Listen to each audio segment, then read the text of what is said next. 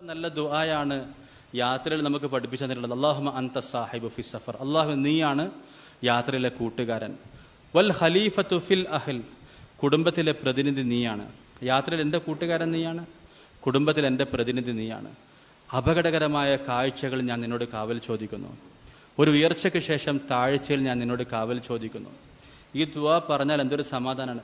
എന്തെങ്കിലും സംഭവിച്ചാൽ പോലും നമ്മൾ അള്ളാഹുവിൻ്റെ അടുത്ത് ഇൻഷൂർ ചെയ്ത് കഴിഞ്ഞില്ല, അള്ളാഹുവിൻ്റെ അടുത്ത് നമ്മളെല്ലാ കാര്യം ഏൽപ്പിച്ചു കഴിഞ്ഞില്ലേ. നമുക്ക് വേറെ കമ്പനികൾ വേണോ, വേറെ ആളുകൾ വേണോ?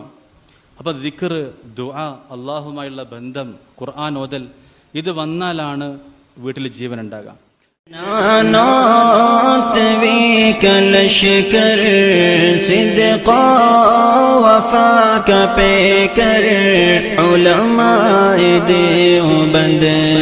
उलमाए देवबंद